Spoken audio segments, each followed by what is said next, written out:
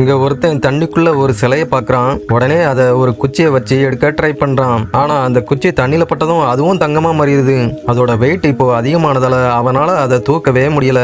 அப்படியே அதையும் தண்ணிக்குள்ளேயே போட்டுடுறான். என்னடா இதுன்னு மறுபடியும் அங்க இருந்த ஒரு சிப்பியை எடுத்து அந்த தண்ணிக்குள்ள விட்டதும் அதுவும் தங்கமா மாறிடுது. அப்பதான் அவனுக்கு அந்த தண்ணிக்குள்ள இருக்கிற சிலை ஒரு உயிருள்ள மனுஷன்னு புரியுது. அந்த டைம்ல அவனோட தம்பி ஒரு பெரிய பள்ளத்துல தடுமாறி கீழே விழுறான். அங்க போய் பாக்குறப்ப அந்த இடம் முழுக்க தங்கம் அங்கங்க செதறி கிடக்குது. அதை பார்த்து அவன் பயங்கர சந்தோஷமாகி எல்லா தங்கத்தையும் எடுக்க ஆரம்பிக்கிறான். அப்போ அங்க சடனா ஒரு தங்கம் பளபளன்னு அவனோட கண்ணுல படுது. அதையும் விட்டுறக்கூடாதுன்னு வேகமா போய் எடுக்கிறான். அப்போ சடனா ஷாக் ஆகி பின்னாடி போயிடுறான். ஏன்னா அந்த தங்கம் ஒரு எலும்பு கூடோட கையில மாட்டிட்டு இருந்துச்சு. உடனே அந்த எலும்பு கூட தள்ளி விட்டுட்டு அதோட கையில இருந்த தங்க பிரேஸ்லெட்டை எடுத்து அவனோட கையில போட்டுக்கிறான். அப்போ திடீர்னு அந்த இடத்துல இருந்து ஒரு கரும்பக கிளம்பி வருது.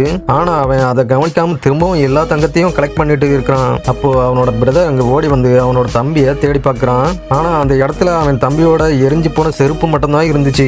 அவன் ஷாக் ஆகி என்ன பண்றதுன்னு தெரியாம நிக்கிற டைம்ல ஒரு பெரிய டிராகன் அங்க பறந்து வந்து அவனை அப்படியே தூக்கிட்டு போயிருது. ஆனா அந்த டிராகன் அவனை எதுவும் செய்யாது. இங்கதான் ட்விஸ்ட் இருக்கு. அப்பதான் அவனுக்கு இது தொலைஞ்சு போன தன்னோட தம்பி தான்னு தெரியுது. எலும்பு கூட்டுல இருந்து எடுத்த பிரேஸ்லெட் சாபத்தால டிராகனா மாறி இருப்பான். உடனே அவனோட சிஸ்டர் அங்க ஓடி வந்து அந்த பிரேஸ்லெட்டை ரிமூவ் பண்ணதும் அவனோட சாபம் எல்லாம் நீங்கி மறுபடியும் மனுஷனா மாறிடுறான்.